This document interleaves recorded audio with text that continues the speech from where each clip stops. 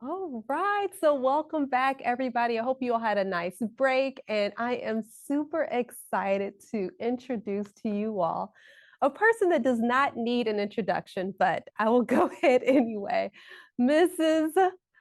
Dean Phylicia Rashad, who is renowned for portraying Claire Huxtable in The Cosby Show and has starred in series such as This Is Us, Empire, the award-winning David Bakes Man, as well as her stage presence spans from Broadway and off-Broadway roles such as Jelly's Last Jam, Dreamgirls, A Raisin in the Sun, and so many more.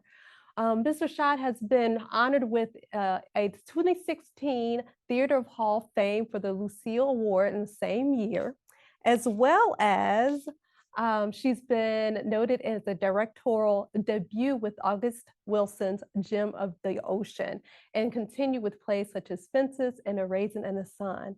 And in 2021, she was appointed as the Dean of the Chadwick A. Boseman College of Fine Arts at Howard University and has been involved in numerous educational initiatives, including holding the Denzel Washington Chair in Theater at Fordham University.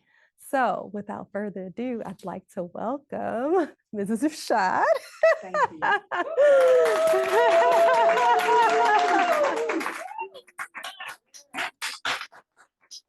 I just want to start off by just thanking you for being here today. It is such an honor and a privilege to have you here. I'm speechless, but I have so much to say at the same time, if you know what that feels Okay. like. Yeah, I do. Yes. So I want to start off first with I came to your office and presented you with this gift, this quilt, as a way to submit a proposal to you to see if you'd be interested in coming to speak with us. And within 2 seconds of you seeing that quilt, you had an overwhelming response to it. Can you talk about why you, what that feeling was and that sort of thing? Well, first of all, it's a master work. You know, just from an artistic point of view, it is a master work. I met Edjanetta Miller some years ago when I was working at Hartford Stage in Hartford, Connecticut. And she was one of the founders of the network of African American women quilters. And at the time, my daughter was quite young.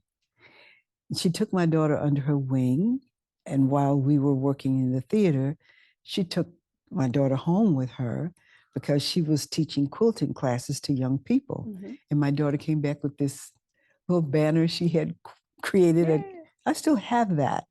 And it was remarkable. I had not quilted before, but I grew up in a home where quilts were used, which is not uncommon in a lot of homes, especially Southern homes, African American homes, right? But I had not always understood quilting. And when I say I had not understood it, these pillars that you have, this is what quilting is about, yes? You know, so the artist John Biggers has created a work called The Quilting Bee, which he gifted to my mother.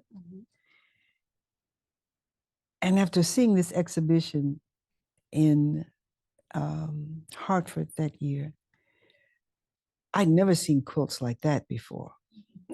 They were crazy quilts. There was the star pattern. And then there were quilts that were just like the stories we tell. Yeah. You know, just pure expression of, So when I saw this quilt, the stories we tell, I recognized what it was immediately. That it is blessed by the hands that made it, because the heart moved into the hands that made it. You know, I'm sorry that I should have brought it so you could show it to your audience. They put it up on. Yep, they put the picture up. Okay, so then you can see and you know it it was a gift from you, yes, and it felt like a blessing as well to receive it. Yeah. Yes, so I mean, what was I going to do but say yes, I'm coming? What was I gonna do? Yeah, yeah. So we started when I asked each of the artists and the teachers. So we had a mixture of teachers in the studio, as well as my mother, who put one of the blocks, and one of our members also. And so the call was, why is it important for us to tell our stories? That was the question that we asked. And so now that I've asked them, I'm going to ask you. Why is it important for us to tell our stories? Storytelling is fundamental to humanity. Since the dawn of time, people gathered around fires or just in open spaces, or maybe it was just two or three, to tell stories. Some were actual accounts of things that had happened. Others were great imaginings. Zora Neale Hurston wrote about that a lot, And it's very interesting that you should ask this question, why is it important? Because I was just with the actress Regina Taylor in Aspen, working with a project that's called Solo Flights. This is a one-woman piece that she's creating. And it is about the importance of remembrance and speaking it, remembrance of history, and the importance of speaking it. Yeah. And this was about her growth as a child in Muskogee, Oklahoma, and what that was like. And it was so important to tell because this is how people connect. Yeah. That's what's important about it. Yeah. Mm-hmm. Yeah. I mean, I'm thinking about the quilt, first of all, and how each one of them had a different aspect. And Carol, do you want to just tell the block that you had? Yeah, just go to this mic here. And this was the one block. Yeah, right there at that mic here. This was the one block that's, describe it so that the people can see it as well. So basically, my block was the one in the upper left-hand corner. And basically, I just said, well, what is the answer to that question? Why do we tell our stories? And the answer to the question for me was growth. And then I began to think about the where my own growth came from.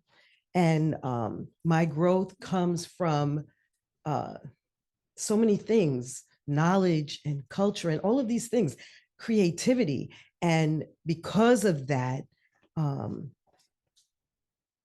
have her coming and blooming and heading toward the sun and not allowing herself to be dimmed. So I hope when you look at it and you look at that particular block that you get where I was coming from with that. Beautiful. Thank you. Thank you.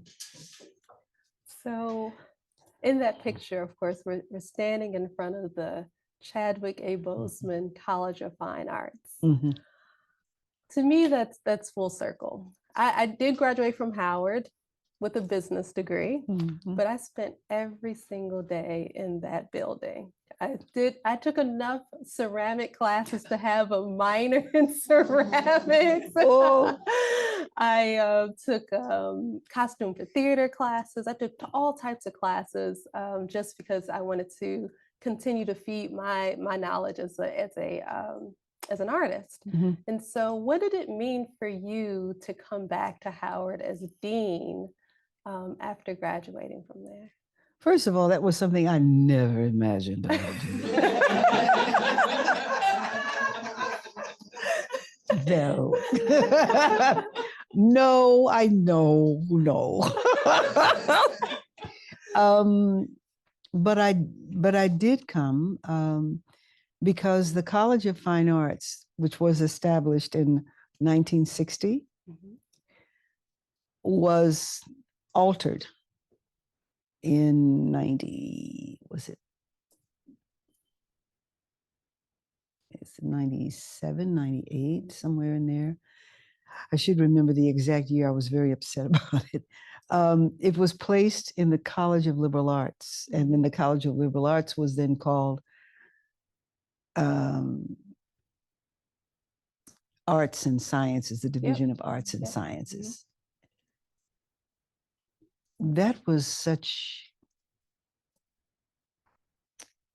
an incomprehensible decision as far as I was concerned. I would return periodically at the invitation of someone there to conduct a master class with acting students. And once when I did come, the first time I came at the invitation of Al Freeman Jr., I taught a class of brilliant young students, and among them was Chadwick A. Boseman. He was this skinny boy with the warmest eyes and the brightest smile. I looked at him one day, I said, "Child, you need a pork chop and some corn." But he was like, he wanted to know everything there was to know about theater. And not just about theater. He wanted to know. He's a brilliant writer. And he was a directing major who ends up this famous actor. He's really good at it, right? So when it was decided that there would be a College of Fine Arts again, Dr. Wayne A.I. Frederick decided there should be a College of Fine Arts, and he got the Board of Trustees on board. And I didn't understand what was going on, but this is what happened. It was arranged for me to have a lunch with Chadwick. And we're sitting at the table, and he says, "Oh, Mrs. Rashad." He always called me that. I mean, here he was, this major star, and he's still calling me Miss Rashad. And yes. Well, this, the College of Fine Arts is going to come back. I said, "Well, you did a lot to make that happen." He said, "Yeah." She said, "So you should really be the dean." I said, "Chadwick, please."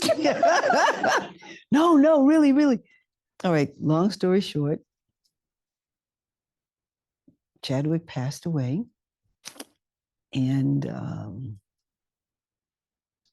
I thought about it again. And so I applied, And when I received the appointment, it was like, this is a service for me to perform at this time. This is a service because if in being here, if I can elevate people's understanding of what the arts are and how important they are, and of the academic disciplines that are inherent in the arts, so that no longer will they be swept to the side or devalued, but really understood for how important they are to humanity, then I'm going to go do that. And I've enjoyed being at Howard as a dean. I've enjoyed it. I'm not a traditional dean in the sense that, oh yes, I've taught in different institutions, as you've noted, and I held the first Denzel Washington Chair at Fordham, and I've served as adjunct faculty at NYU and Howard. Yes, I've also taught at Carnegie Mellon, at Wayne State. I taught for a semester at Vassar. I was adjunct faculty. I've done that. But I don't consider myself an academician. And I have great respect for academicians. But as my mother says, know your own worlds of being and stay within your own element. Write that one down. Yeah. But this was a challenge for me in a number of ways. The rigors of academia and the administrative tasks that one has to perform. I'm not typically the one who sits in front of the computer all day. I'm just not. But it has to be done, Right. And it's a service to students. And that's the important thing, the student experience. Yes. Every single thing that goes on there is about the student experience, enhancing that, And then working with brilliant faculty, people who have served. Now, there are people who served for years when the college was under liberal arts. Yeah. That was not easy for them. That was just not easy for them. But they didn't give up. They continued, and I honor that. Mm. It's really great that they did that. They held on and held together what they could. Now there's a full college again, and it is organized and it is thriving, and we've had tremendous success in every department. It's pretty amazing. I think. Yeah. I love it. I love it. When you mentioned Chad, Chad was a dear friend of mine as well, Oh. and I would go see some of the plays that he directed, and there were times where I would talk to him after the performances, and he would ask me, "So, what do you think?" Mm-hmm. And I'm like, "You're the director," but he would really stop and he would listen to my feedback, and I was just, I would be in the play writing notes because I wanted to make sure that I was giving good feedback to him because he was such, he really valued that, Yes. and I really appreciated that about him as well. So. Yes. But I'm thinking when I came to Howard a couple weeks ago, I met with the head of the department for the fashion design the fashion design program, and we're talking about establishing an internship between So Creative Lounge and the students, and scholarship as well. So I'm looking forward to furthering those partnerships with the school. Oh, that's wonderful. That's great. Yeah. When you think about the students, not just the fashion design, what do they need most at this point? The students? Yeah. They need support. Many of them need financial support. And to the extent that the university can, it provides that. But sometimes the need is greater. They also need programs like the one you're suggesting. Yeah. And we love those affiliations because it broadens their experience and their learning. So we like that. And also, they need to be connected to professionals in their areas of study. They need that. And they need those spaces that they can move into and grow, professionally. Yeah. They need that. My mother asked a question, and she was like, "Ask this question." I said, "Okay." So her background is in curriculum development. She did worked in the arts, taught art in the Chicago Public School for 30 years, and then she did art curriculum for the Chicago Public Schools as well, basically developing arts and teaching other subjects through the arts. So, if we're talking about history, we're teaching the art, the history through the arts. She asked a question, do you think that all fine arts students should take business classes along with their curriculum? Should that be an important part of their studies? Not all of them. Not all of them? Okay. Not all of them, but certainly those who are interested in it. Should they all take business classes? Well, I'll put it to you this way. Okay. I think all of our young people should learn about money. Yeah, they should learn about money. They should learn about money. They should learn how it works. because money works in ways that a lot of people don't understand. Yeah. So they should learn about how to manage their finances. They should learn how to plan. Yeah. They should learn those things, the value of things.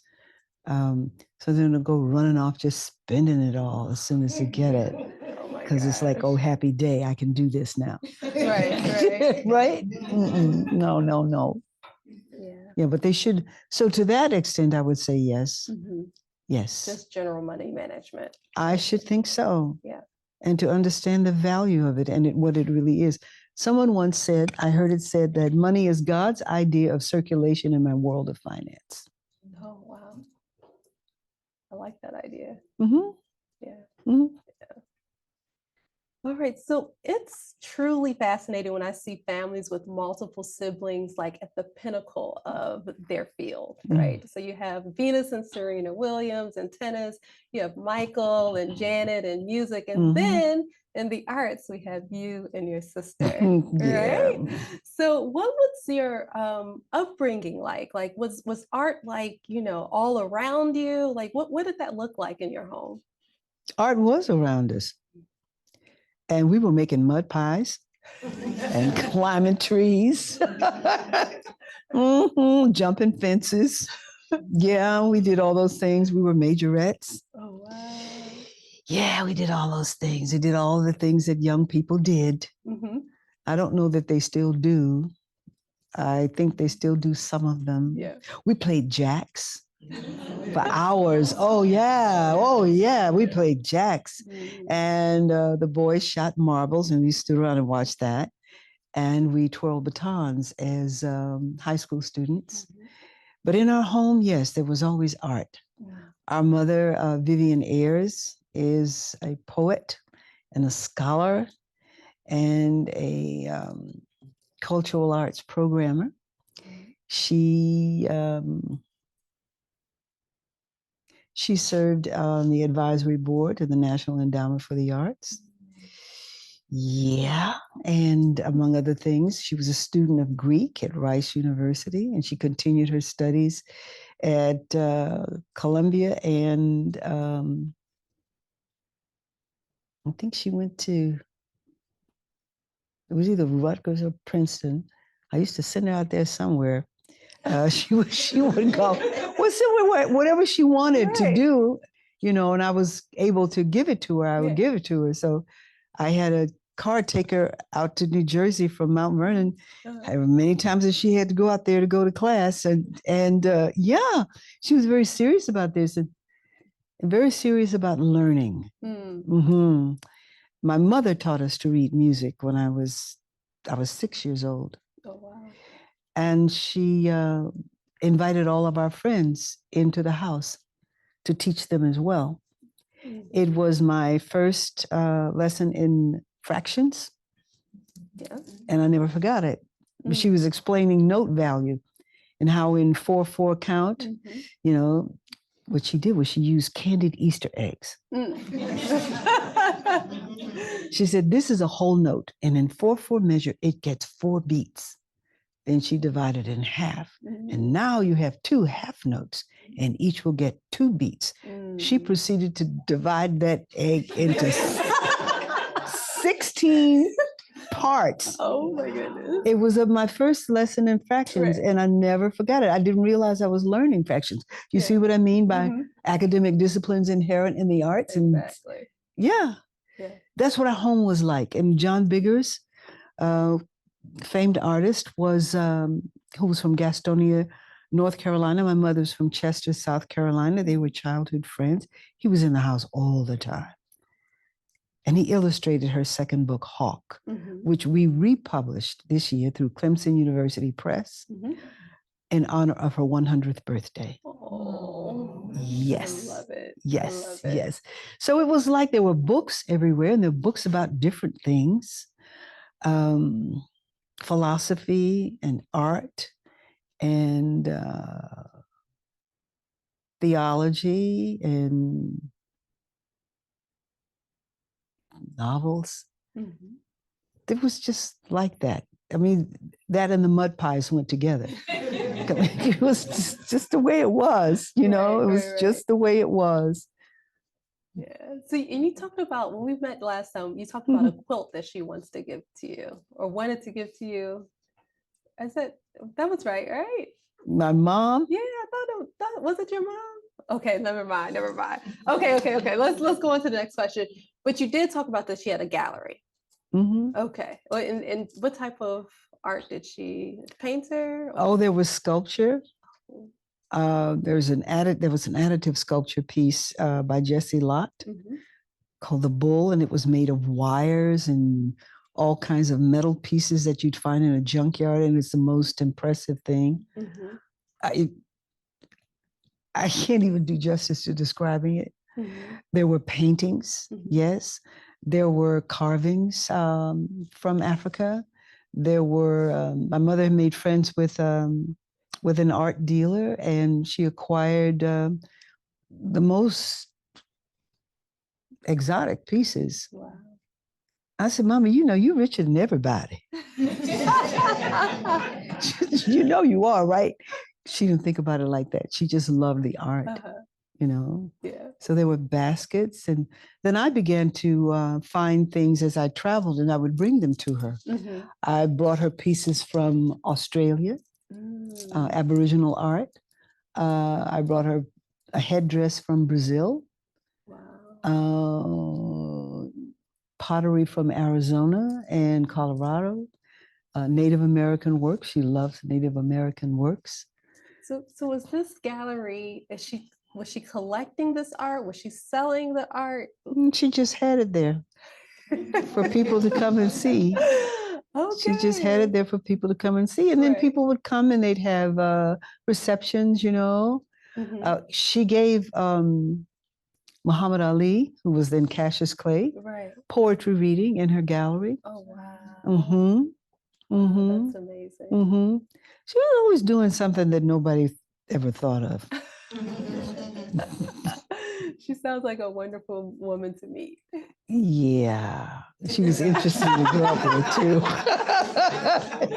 Well, you know, she was very interesting to grow up with because she was so unconventional in some ways and yet very conventional in others.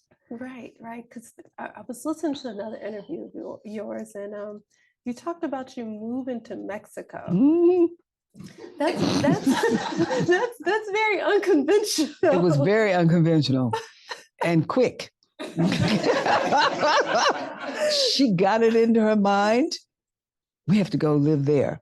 She said, I'm done, because she always loved Mexico. Okay. She had traveled there with my father some years before. I was 13 years old, getting ready to go into the 8th grade. Child, football season was getting ready to start. I mean, you know, you want to sit there with the cheerleaders, you know, you want to be there. And just, Mexico City, I don't know. And not only that, she decided we travel on the bus. She said, you have to see the country. You have to see the people. If you get on a plane, you just go from one airport to the next. You didn't see anything. You didn't experience anything. And you know, I'm 13 years old looking at her like, okay. And my poor father.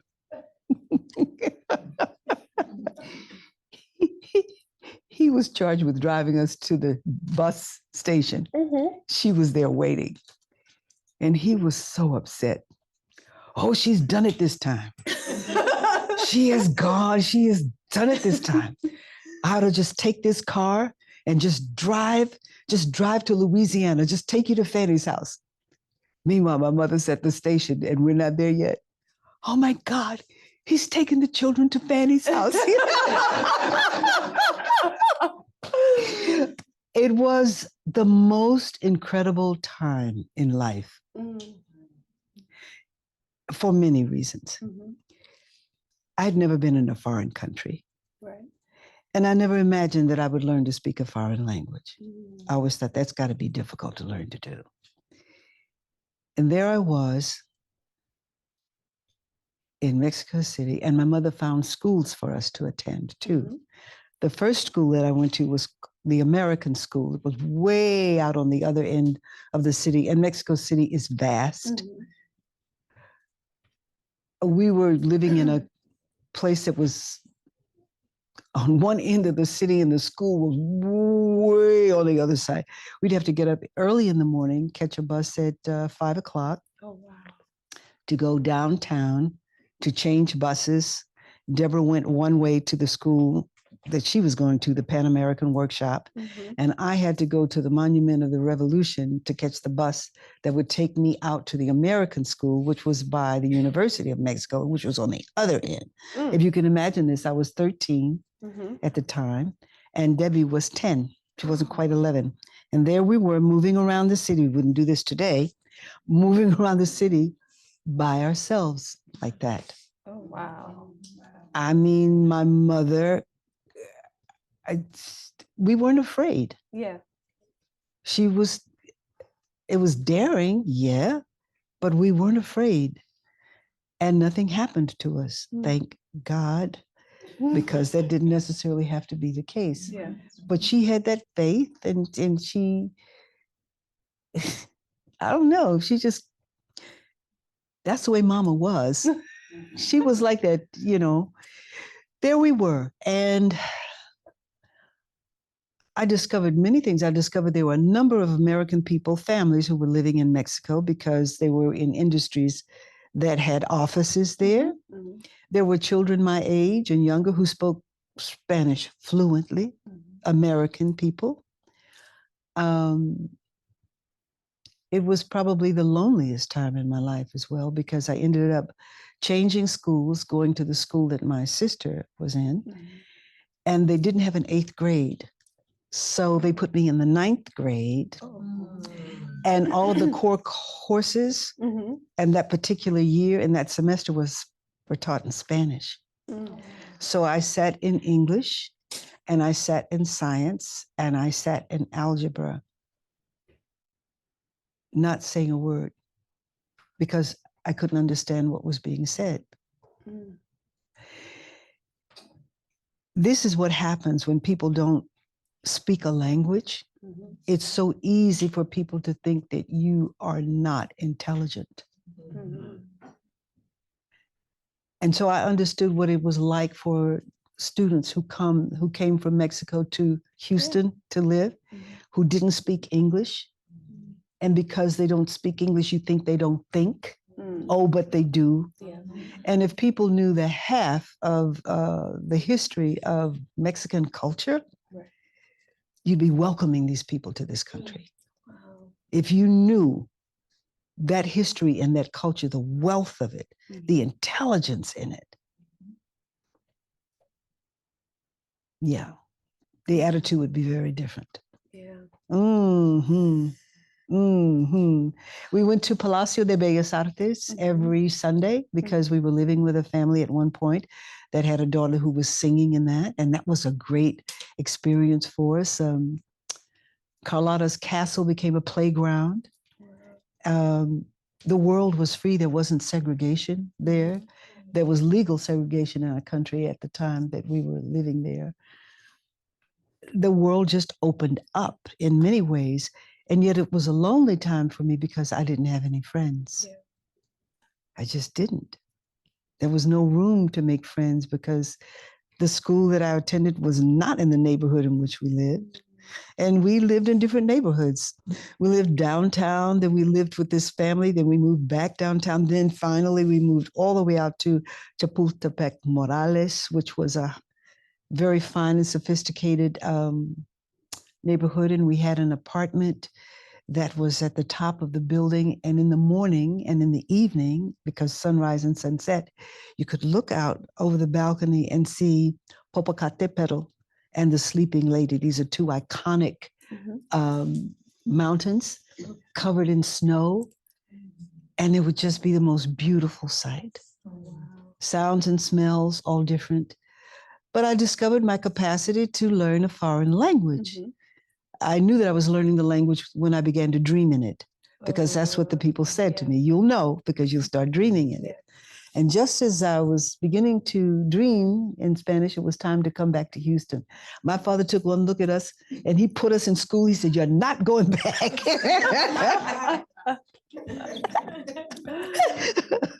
That sounds like, 'cause I lived in Senegal for about 8 months, and it was around that 8th month time where Mhm. I was having a full conversation, and I woke up and I was like, "Did I really just dream this in French?" Oh. Yeah, but and then it was time to come back. My then boyfriend, my husband, who I'm pointing to back there, he came and proposed to me in Senegal. So Oh. while I was away, it was clearly time for me to come home at that point. That's a nice memory. Yes, it is. It is. But I have to ask you because this is a sewing and quilting conference. Mhm. What do you have any sewing or quilting experience or? Well, after my mother taught me to sew when I was 6. Okay. She taught me how to do base stitch Okay. and she taught me how to hem. Okay. And we were doing a road trip from Texas to South Carolina, and I was making hems in my little doll skirt, taking it apart and redoing it again. And then later she would teach me to cut patterns. Mhm. And I remember one summer I made my school wardrobe. Oh, wow. Well, my mother's mother was a seamstress Okay. who had attended Hampton University. Mm. Hampton, yeah, back in that time. There you go. But it was called Hampton Institute in those days. Okay. And she was a seamstress, and that's what she was studying. And my mother told me she could make anything. She could draft her own pattern just looking at a garment. Wow. She was talented like that. So my mother knew how to sew. Mm-hmm. And when I met Edjanetta Miller, and I said, she had all those little pieces of fabric. I said, let me just stitch this together and see what this looks like. Right. Okay, let me stitch this. It's enjoyable and very relaxing too. Yeah. Yeah. Yeah, as I've talked to you before, my mother taught me how to sew. Her mother taught her how to sew. So we go back a lot of generations, and my children know how to sew. And I tell this story, and I told it before, and my son was watching. He said, "Mommy, why are you talking about me?" He's like, "I don't sew." I'm like, "You know how to use the machine. That means you know how to sew." He's just 6 years old. Oh, he's just 6. Okay. He's just 6 He years knows how to old. use the machine. He's just 6. Okay. He's just 6 years old. I think we have the time for maybe 1 or 2 more questions. It sounds, yeah. So anybody else want to ask? Janet, come up to the mic.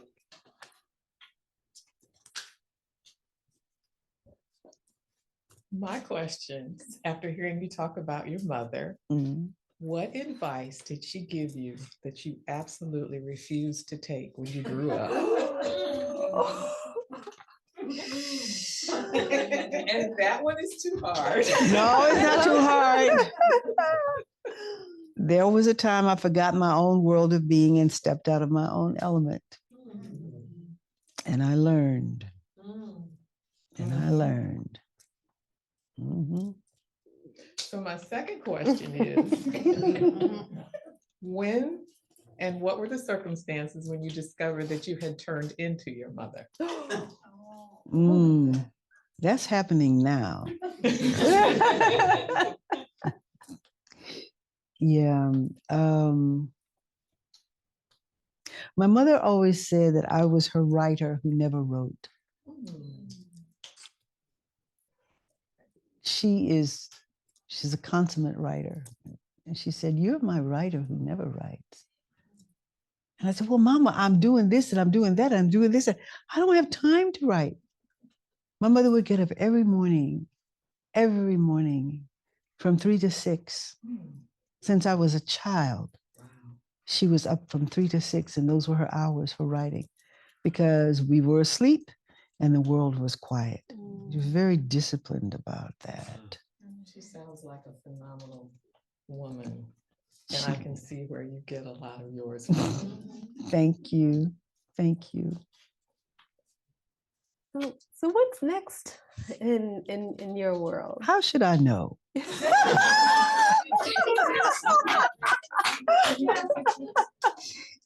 I mean, really. Yeah, that's true. If someone had asked me 4 years ago, I couldn't have told them I would be a dean. Mm. If someone had asked me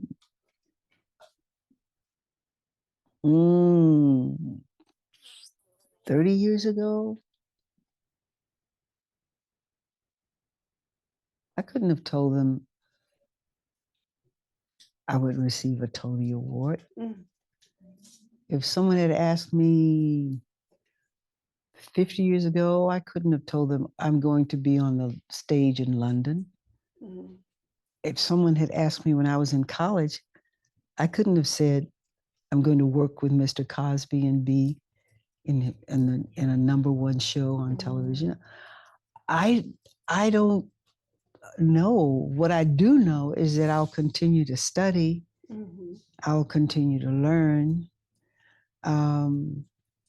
I always ask myself, just how creative can I be?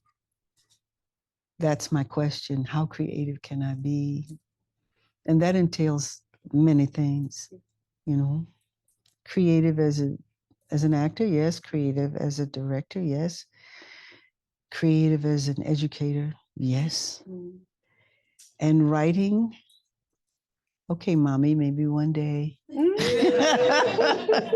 I did write the introduction to the republishing of her book. Oh, Yeah, nice. I did write that, and that was that was really the most rewarding adventure and experience, because my mother never stopped working on that book, and I had a copy of the manuscript with her handwritten notes in the margins. Mhm. And so I knew what she would want, how she would want to rephrase a thing or refine a phrase. Right.